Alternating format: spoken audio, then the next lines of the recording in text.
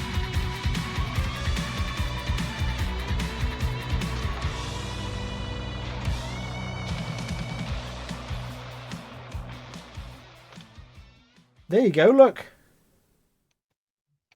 There it is, a stripe across the middle of the screen. That's your panorama there in the middle of the screen. Look at that. I'm afraid I've just got a red screen, so I'll have to reboot. Oh dear, you've got a. Oh well, I can talk still. All I can see is red. All you can see is red. Oh, we angered you that much. Hang on a second. See if that fixes it. Get it a few more times. No, it's not working, Flossy. Okay, well you better reboot then, and we can talk to Valkyrius for a bit before we come to your bit, as they say. Okay. But there we go. Everybody else is seeing a picture of your lovely new enormous crater. Enormous crater. Hey, I'm glad somebody got it. Enormous crater. Right. No. Well, you reboot then. And while we're doing that, Valkyrius, are you ready? Oh, if the thing would... There we go. There we go. Hang on a second. I'm going to do... which piece of music? I think it's this one. Space facts, lots of space facts. What do you need to know? Think from bottom straight to your brain.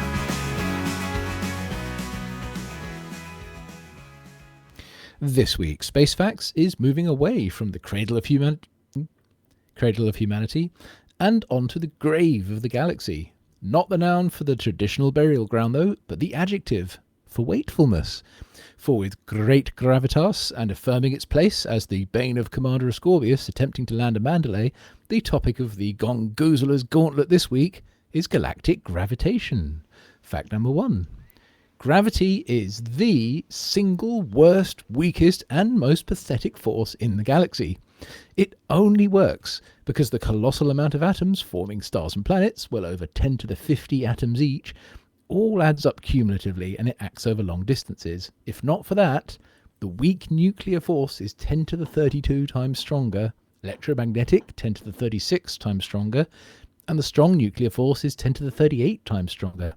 If any of that seems unclear in the cliff notes, don't worry, that's just the apology officer jar-googling the spelling of nuclear again. Fact number 2.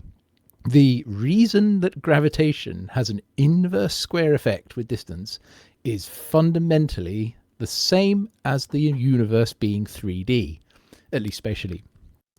This is because the effects of gravity can be imagined as a particle emitting a spherical wavefront around it, where that total quantity of gravity is a fixed amount per mass, which we call the gravitational flux. As the sphere expands, that amount is divided ever more thinly over a larger surface area. And of course, the area on a sphere depends on the square of its radius. In a 2D universe, there would be no third dimension into which gravitational flux could diffuse itself, and it would be based instead on the length around a circle, giving a simple inverse relation. Fact number 3. Despite this centre of mass of the Milky Way galaxy coinciding with Sagittarius A star, the supermassive black hole itself contributes less than 1% of the actual gravitation keeping humanity's star systems in orbit within the galactic disk. At our distance, over 26,000 light years away, 99% of galactic gravity comes from the combined gravitational pull of the hundreds of billions of stars which are closer to the galactic core than we are. Sagittarius A star just happens to be at the billion-order barycenter of them all. Fact number 4. The stars, which are further out from the core, do not contribute gravitation, at least not appreciably. This is a corollary of a distinctly three-dimensional phenomenon called the shell theorem, where an object drifting anywhere within the cavity of a spherical shell will be completely weightless, because the mass difference of the shell segments on each side of it is cancelled exactly by their inverse square distances. This would not be true in 2D, because that simple inverse relation would allow the greater mass on the far side to win, and the whole galaxy would collapse. But in any case, despite the outer stars of the galactic disk having a relatively flat formation, we are nonetheless in 3 dimensions, where all the forces get entirely cancelled out. Fact number 5. The way that we know how much mass a star can have before it becomes unstable comes from balancing a type of quantum pressure pushing outward with classic gravitation pulling inward. The outward pressure within the star is caused by a quantum concept called the Pauli exclusion principle, where electrons, which have the same energy and spin, are forced violently away from each other. This penchant to explode is balanced simply by good old Newtonian gravity, pulling stuff together. And it turns out, through sheer quantity of mass, the implosion effect eventually wins. The threshold where that happens, which is around 1.4 solar masses, is called the Chandrasekhar limit. Stars below 1.4 become stable white dwarfs, whereas stars above 1.4 eventually collapse into neutron stars or black holes. Despite lacking a quantum theory of gravity, this discovery was an astounding achievement of the nascent quantum physics, having started as a purely theoretical conclusion first, then being observed to be later to be true, and that's it. Space facts, lots of space facts. What do you know that you need to know? Think from bottom straight to your brain. David's brain must have been falling out his ears. I think, Oh, come on. I was 21 keeping did up with you there. Given I don't even have a Yeah. script in front of me, right? I was You keeping did very up. well. You found, Yes. you found the shell theorem proof. You found how big stars can be. Yeah. Yes, there you go. And that was off the cuff. I mean, genuinely, I don't have a copy of what you were reading in front of me. Whew. I'm getting better at this. I was doing all right. I was doing all right until we got to 4, and then I completely lost any concept of what you were talking about. Is that the bit where you glaze over? And yes. Yeah, the shell theorem is actually why Larry Niven's ring world wouldn't work. It's why they're unstable. Yeah, I was. It was kind of amazing to think about that. I did look it up. It's true that if you're in purely 2D, by lacking a dimension through which the flux can travel and thin out, if like you get an inverse relationship, not an inverse squared, and it would cause pull inwards. And if our galaxy was like that, it would just pull inwards and implode. So. Good job with 3D, really. Or 4D, Very good job with 3D. Being in 3D also has another advantage. It lets you build houses with pipes going through them. Yes. You know what? That is such a thought I had not even thought about. Why is it best to live in 3D? Plumbing. if you're in 2D, a pipe going through the house necessarily bisects the house and it would fall apart. But your house could be made of tubes. Well, interestingly, I wouldn't be found an tubes. article all about how you could manage to get Niven's ring worlds, and there has been research done into this one to prove that it is possible. Configuration requires the secondary star to have roughly half the radius of the primary star. Anyway, there's all sorts in there. But yes, apparently it is possible, and they've proven it. Somebody called McInnes has researched it. There we go. Colin R. McInnes. Published in the monthly notices of the Royal Astronomical Society. Wow. So there you go. Somebody has actually worked out how they could be achieved and not break the rules of science. Does that come in the realms of someone who has a bit too much time on their hands? Well, I think somebody said, no, it's Sounds like it. if one person A says it's impossible, then person B goes, flex, right. Oh, it's a bit like Hutton Orbital 2, isn't it? Yeah, we got the furthest. Flex, Yeah, a little bit. 0.51, yes. Okay, somebody ask the question for the next bit. I don't know if Flossy's back yet or not. Are you back? Yes, I'm back. Yes. We're going to do the other Yeah. thing first. Okay. Find me script. Somebody ask the question. Do we have a word of the week? Yay, you asked We it. do have a word of the week. It is flibberty gibbet. Oh, I've heard of that one. That's what everyone seems to say this week. Liberty gibbet. Flibberty Flibberty gibbet. Yes. The meaning, as Yeah, we weren't what quite does it getting mean? there, a silly, flighty person who talks incessantly. Oh, shit. And can you use that in a sentence? You just Yeah, watch you, me. you bastards. Yes. Vingteton wasn't just some empty-headed fibberty gibbet. he was an oaf as well. Oh, Thank you, apology officer, for Affirmative. that one. And for those of you that Nero are wondering owes you an about the apology for that spelling, one. it is coming across the bottom of your screen now, including the Maria, insults in to the me. Sound of Music. Yeah, I'm going to have that tune in my head all night now. Oh, just solve the problem, like Maria. Oh dear. A silly flighty person who talks incessantly. No, right, okay, it's going across your screen right now. Okay, Flossy. Yes. Yeah, I've seen there's some script going in, so I'm just going to play. I'm going to play your music if that's all right. Okay, yeah.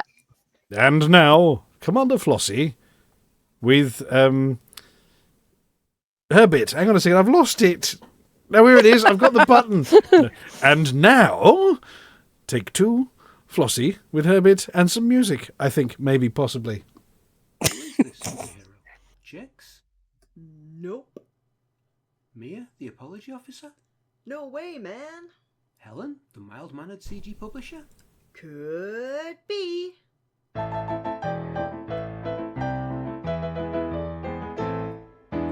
Hutton Flossy, #1 super gal. Oh yeah. Hutton Flossy, Alvin's CG pal. She's got style, a unique style, and a swing that just goes clang. When the forum gets rough, she's super tough with a Hutton Flossy pan.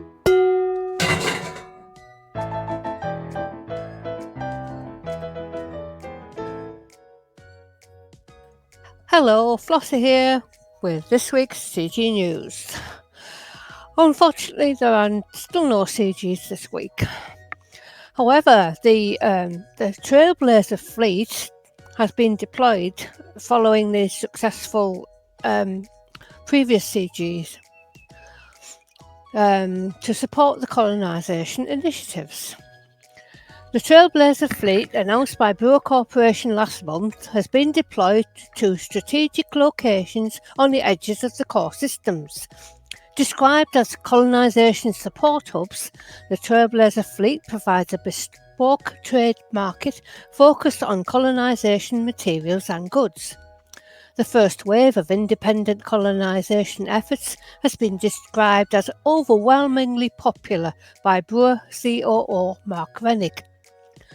The fledgling public arm of Brewer's Claim Management Service has been inundated with requests, and Rennick confirmed that the number of claims had proved challenging.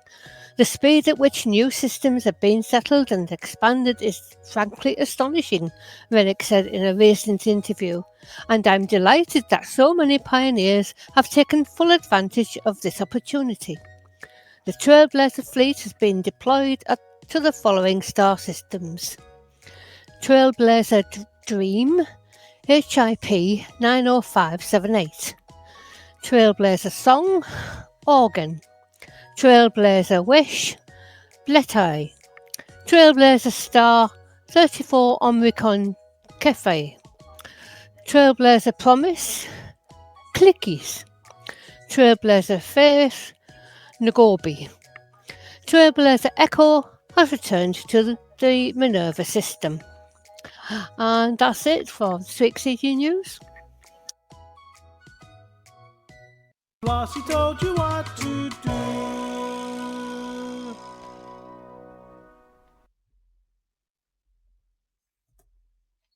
Thank you very much, Flossy. Right, I was trying to work out which one of those was near any of our stuff, but my head hurts now. I was trying to do it, but anywhere near our construction efforts, I was trying to have a look at. But the answer I is haven't actually checked. they're about this. 100. There's 190 from one of them, 160 from the other. Hang on a second. I was just helping out the Hutton Bridge team to see if any of them are nearby. 160, 190, 221. So they're all in the wrong direction. Bletty. Let's have a look at Bletty. Bletty is drum roll, please. Here we go. It wasn't long ago that if you had said that the Hutton had a thing called the Hutton Bridge team, I'd have thought they were card players. They might also be card players. 200. All of them are 200 light years, give or take, away from the Hutton Bridge. So they've all been placed in completely the wrong place. Yep, almost all of them are 200. I've just checked. And they're all about 200 light years away. It's almost as if the Hutton Bridge project is yes, the furthest it could possibly be from all of them. Or we're just going the wrong way. Well, or maybe we're going the right way. Mm. Sister Minerva. Well, Oh no, there's one here. There's one right next to us. Yeah, Minerva isn't 5. Yeah. Yep, so Trailblazer Echo, for those of you taking part in the Hutton Bridge project, this is not the Dabby Major Minor one. This is the other Hutton Bridge project. I don't know if there's any of the Hutton Bridge team in Chit Chat at the moment. But yes, the Hutton Bridge has the Minerva Trailblazer Echo, all of one jump away from the start of the bridge, which is Tashta Sector HSK A8-0. And 27.92 light years away from that is a well-supplied Trailblazer ship. So there you go. Do we know what's on it yet, Flossy? I know it's got things like CMMs. I remember reading that it have those. I'm just having a look. What's it called? It's called it was insulating membranes, liquid oxygen. Those tended to be the things people needed a lot. The market. Oh, here we go. They've got a supply of explosives, hydrogen fuel, liquid oxygen, surface stabilizers, tritium 50. No, a little bit of tritium, an awful lot of surface stabilizers, an awful lot of hydrogen fuel, semiconductors, superconductors, polymers, all the metals. Yeah, all of that's needed. Yeah. Steel actually is down already to only 11,000 tons left. You can get steel in the millions from other ports around there. Yep. Bio waste, 10,000 tons. Synthetic fabrics, 450,000 tons available. And 46 tons of gold. But yeah, semiconductors, superconductors, polymers, they're all needed, aren't they, for these things? Yep. Even for the smallest ports, they all need that stuff, yep. But obviously they don't sell CMM composites because you have to go to a planet to get those. Well, I think. I thought it said they were going to have them. I'm just having a look at the lists. The production rate on planets of CMM composites did increase massively. It did. I can't see on Trailblazer Echo any CMM composites at the moment, and this is as of 2 minutes ago. It didn't have any. Oh, maybe they're sold out. Yeah, it's possible that they're just all being bought. No, it would still show just with a 0 supply. No, it disappears off the off the listing. You greedy buggers. Right. Okay. Well, anyway, so Trailblazer Echo is in the Minerva systems, the nearest one to the Hutton Bridge project. I don't know about Dabby Major Minor. I'm sure they might have one. Right. It is time. We were sort of happy. We're always happy when Commander Beetlespoon and Wotherdew do new ones. But they did a really cool one earlier in the week when they discovered that Hutton had a Hutton Orbital 2. In order to go and see that, you will need to go and look up the Galnet News Digest on YouTube, which I think everybody should do, and go and like and subscribe or whatever you're doing, because it's epic. But we're not going to broadcast that one. We're going to broadcast the new one. Shall I hit the button? Yes, no? Maybe? Yeah. Do it! Galnet News Update, 20th of March, 3311.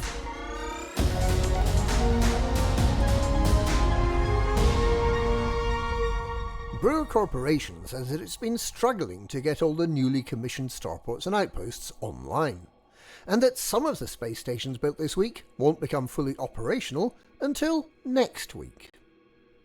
Apologising for the delay, Brewer's spokesperson explained that each new starport and outpost takes time to commission, something that's done on Thursdays during the scheduled maintenance window, and that commissioning all the new stations this week would have taken too long. They're therefore carrying some of this week's new builds forward to next week. It's not clear what will happen if a similar number of additional new starports and outposts are built ready for commissioning by then. Perhaps twice as many will be carried forward to the following week. The hamsters powering the Brewer Corporation servers really are running as fast as they possibly can. Meanwhile, the Pilots Federation have confirmed that in order for surface structures, such as extraction and refineries, to have an impact on the economy at orbital starports, the starport must be built orbiting the same planet as the surface installations. So, if you want a refinery in your station, you need to build your refinery hub on the high metal content planet below it.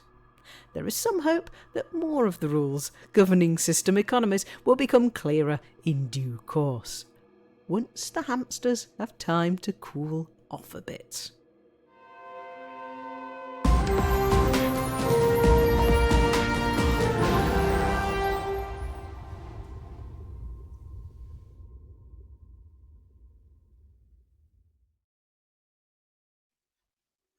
Well, there's something I didn't know.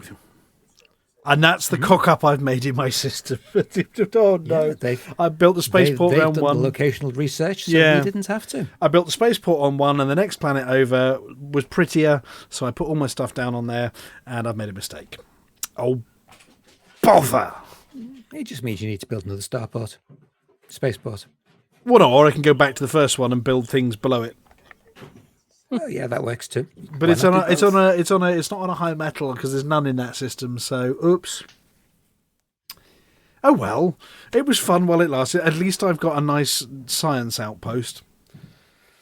Hey, oh, and all that high tech I put on the second planet then is having zero effect on anything. Oh dear.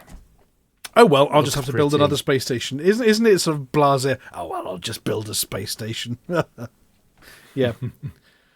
And find population to put on it. Well, look, thank you very much, everybody. Thank you very much for the update, Flossy, and for the facts from Volcarius, and for the BGS bit from Little Grey, and from the welcome. Space News from Lithobreaker. Again, welcome. And we will be welcoming, hopefully, the rest of the team back next week as well for a full show. Other than that, we're going to be going to the credits in a second, but we do need to go and raid somebody, which is normal, and give them a for the mug. And we tend to try not raid the ones who've already got partner status and whatever else. We tend to go and raid somebody new. So let's have a look. Who are we going to go and raid? Any suggestions in the chat channel? Is there anybody streaming cool stuff that we can go and raid? Let's have a look. Somebody who needs a for the mug to make them feel better. Who have we got? Let's have a look. Looking through the list. Yeah, there's Stargoids. There's Stargoids always there. We've got a Spud. I do like Stargoid, though. He's lovely. Stargoid is fantastic. There's somebody called Gangrel. I may know him. Is he actually streaming? Can anybody see where the Gangrel _? Is actually streaming at the moment? Let's have a look. Adverts. All I'm getting is adverts. That means they're online then.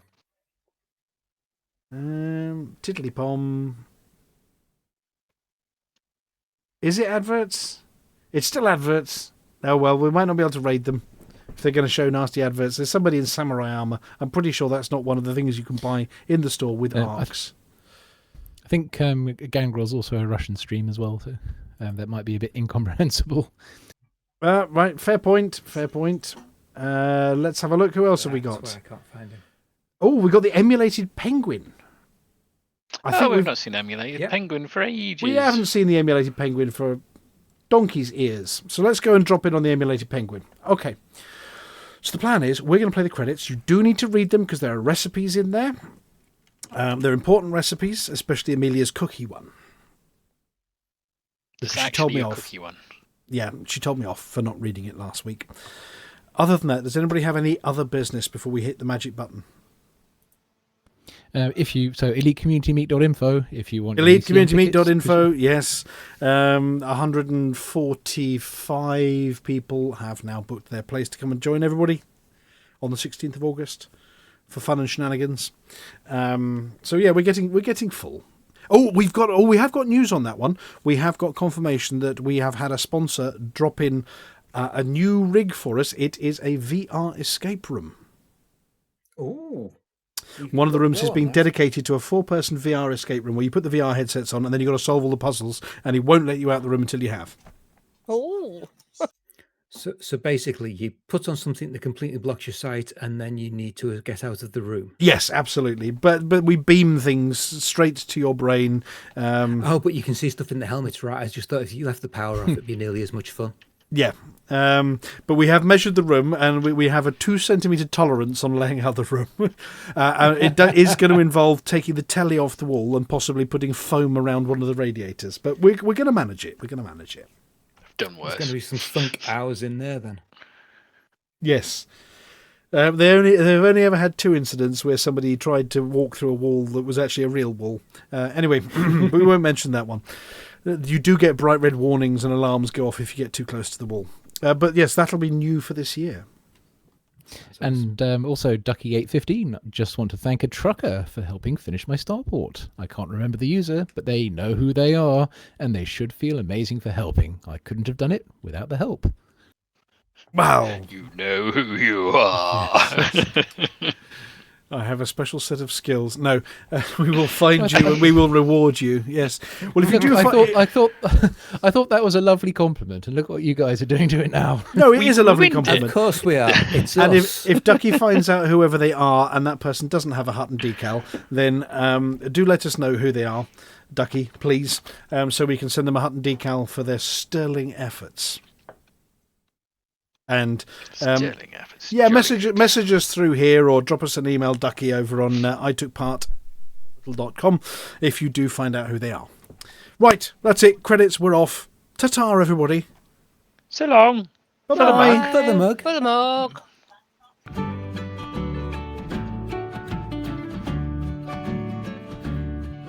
Well, I fired up my sidewinder, feeling mighty bold. Heard tales of anacondas worth their weight in gold. Said I'll head to Hutton Orbital and make my fortune grand. But little did I know, it weren't quite as I planned. Oh, I flew to Hutton Orbital in my little ship so tight, through the void of space on that long dark night. But when I arrived, what did I see? Just a little old mug staring back at me.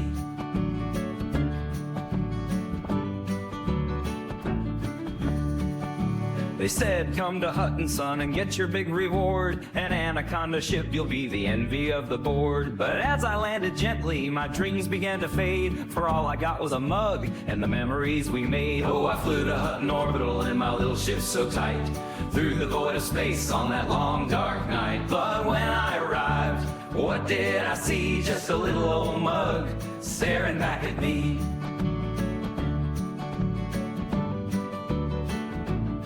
Now I ain't one for complaining about the way things go, but I sure thought I'd strike it rich at that Hutton show. So I'll raise my mug up high and I'll toast to the sky, for the mug will cry as the stars roll by.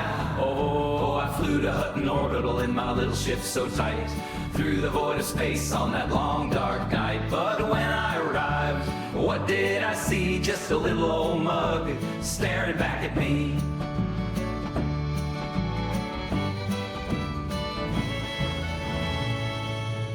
So here's to all you pilots, dreaming big and bold. Just remember, at Hutton, your fortune might not unfold. But take it in your stride and enjoy the ride, for the mug will shout with country pride. For the mug.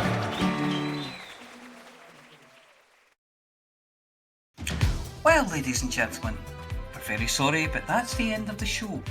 Everyone's buggered off now, so why don't you bugger off too?